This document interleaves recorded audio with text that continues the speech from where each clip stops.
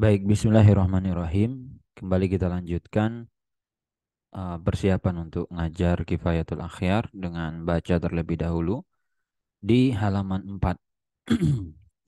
Di halaman 4 ini masuk di syarat kedua ya, untuk barang yang bisa dijadikan sebagai objek transaksi, yaitu kebalikannya adalah barang yang mutanajis atau barang yang terkena najis. Sebenarnya masih lanjutan dari yang pertama ya. Yang pertama itu memang najis secara zat, yang kedua ini mutanajis, terkontaminasi oleh najis. Fa in amkana tathiruhu kasaubi wa nahwi. Kalau dia memungkinkan untuk disucikan seperti pakaian atau yang lain, maka hukumnya sah. Kenapa? Li'anna jauharah tahir. Esensinya sebenarnya bagian dalamnya atau yang intinya dia itu suci.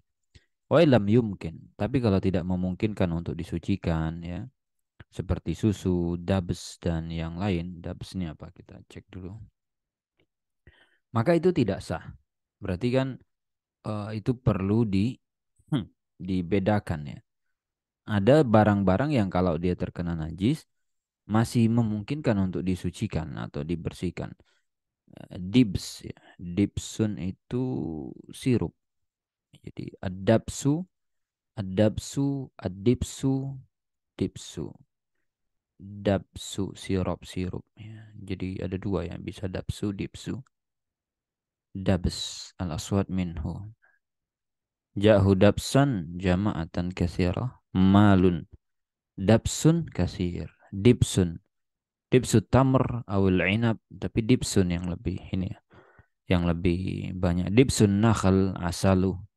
Al-jam al-kathir. Dibsu tamr awil inab. Asiruhu yudafu ilaiha. Sukkarun wa yuqadu bin nar. Jadi adibsu. Kadibsi. Maka tidak sah. Kenapa? Karena dia ketika mau di apa namanya dicuci atau yang lain maka tidak bisa.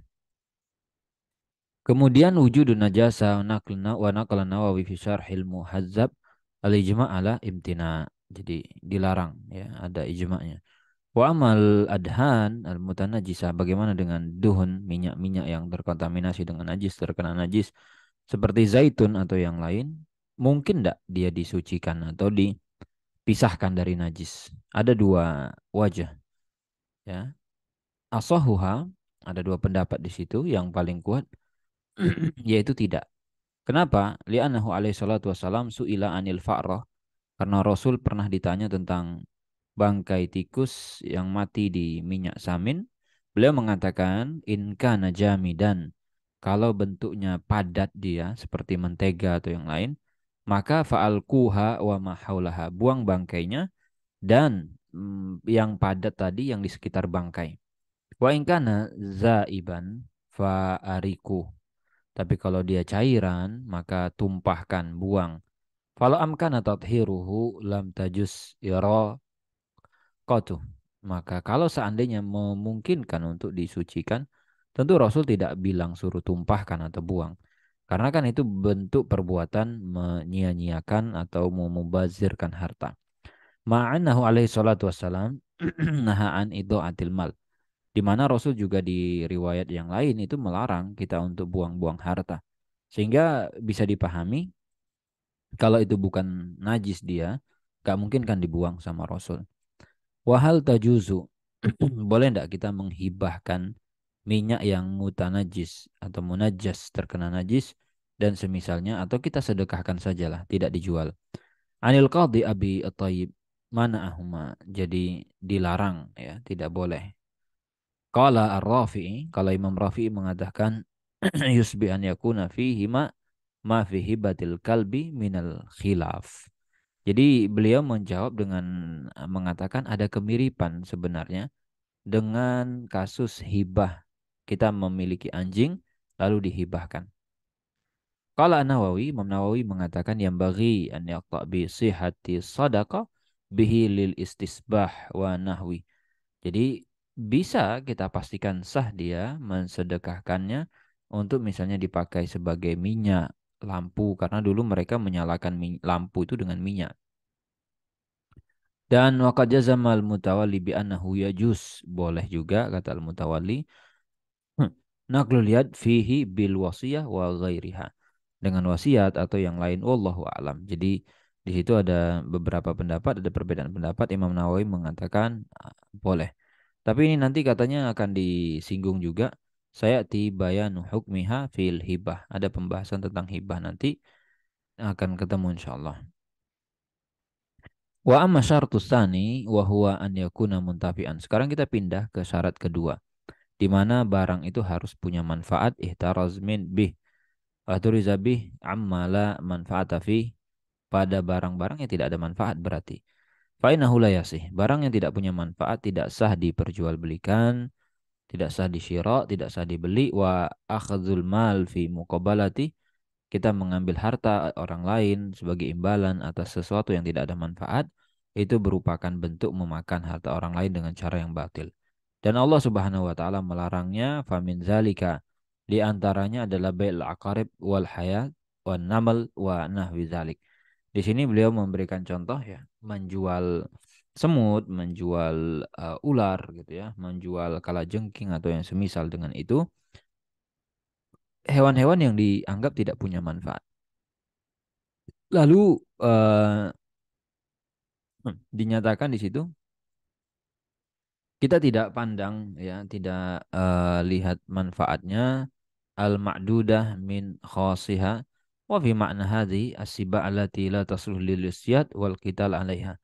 Nah, dicontohkan di sini juga yang semakna ya, yang kalau dia punya manfaat maka tidak bisa apa namanya, tidak menjadi spesialis dia dan seterusnya, atau mungkin tidak bisa diambil manfaatnya adalah hewan buas.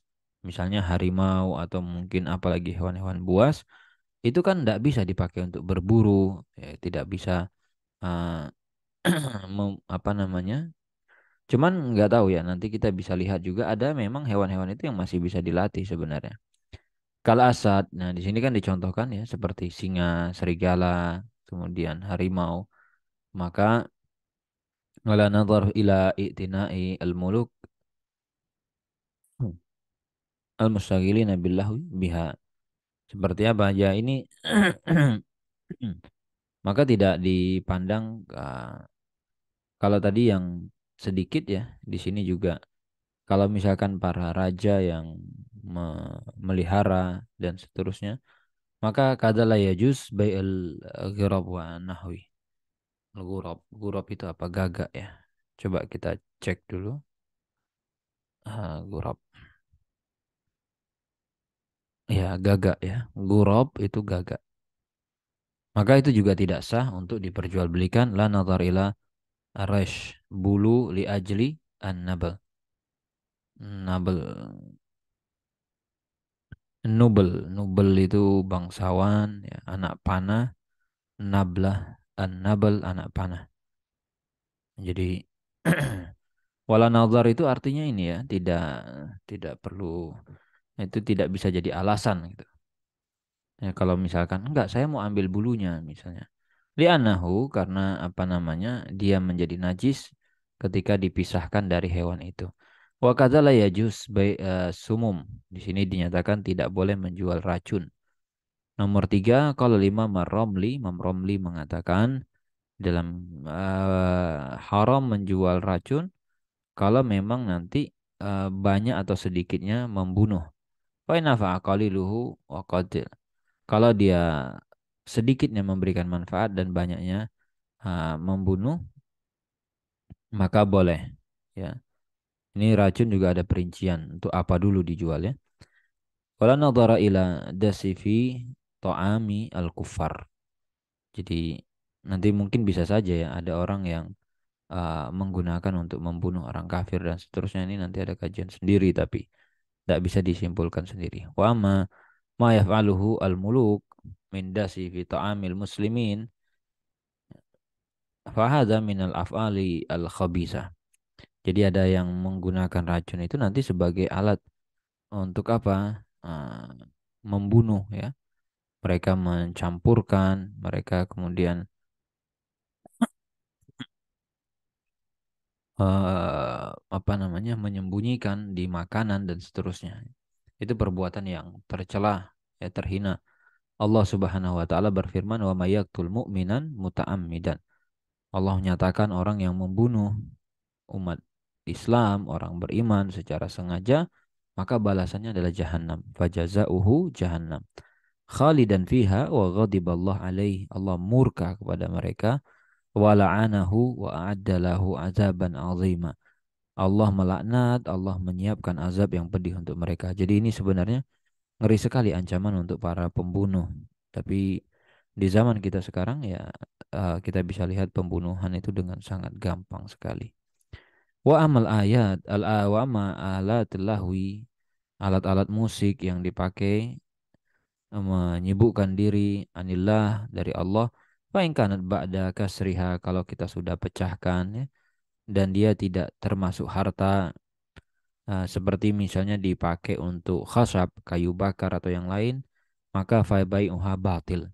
Nah, perhatikan, jadi kalau ada gitar, ada apalagi misalkan alat-alat musik gendang atau yang lain, lalu dipecahkan sehingga tidak bisa lagi disebut sebagai harta, sisa kayu-kayu yang pecah-pecahan itu, maka mau dijual pun tetap tidak boleh. Untuk kayu bakar misalkan tidak boleh. Kenapa? Manfaatuha ma'dumah syar'an. Karena manfaatnya itu sudah hilang katanya. Wala yaf'al dzalika illa ahlul ma'asi. Dan itu hanya dilakukan oleh orang-orang yang pelaku maksiat, wa dzalika ka atumbur wa mizmar, ya seperti apa? Nanti di situ jenis-jenis alat musik ada seruling, ya, kemudian ada rebab dan yang lainnya. Jadi ini hanya contoh saja. Intinya ada yang dipetik, ada yang dipukul, ada yang ditiup dan begitu seterusnya. Wa in kanat ba'da kasriha wa raddiha tu'addu malan kal mutakhadha min al-fiddah wa dhahab kada sur wa bai' al-asnam wa kada asur wa bai' al-asnam. Tapi kalau nanti jadi poinnya begini ya, poin diskusi ini adalah apakah dia itu dianggap sebagai harta atau tidak? Apakah dia punya manfaat atau tidak? Itu yang menjadi kata kunci. Kalau di situ punya manfaat, dia memang mungkin masih bisa diperjualbelikan sebagai kayu bakar atau yang lain, ya berarti boleh.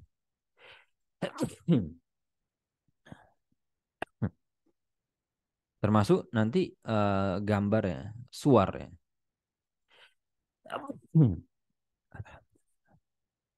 Surah. Jadi bukan sur ya. Wakada suar. Wabail asnam. Patung-patung. Maka menurut mazhab al-qata' bil mana' al-mutlaq. Haram secara mutlak diperjualbelikan. Wabihi ajaba ammatul ashab. Liannaha ala hayatiha alatul lil fasq. Dia alat kefasikan. Ya, orang menggunakan lukisan-lukisan, patung-patung itu biasanya untuk sesuatu yang tidak baik. Wala yuksad minha ghairuh. Wa amal jariyah al-mughanniyah, ini nanti kita lihat di apa namanya, halaman selanjutnya saja, video berikutnya. Kita cut dulu untuk video yang ini, mudah-mudahan bermanfaat.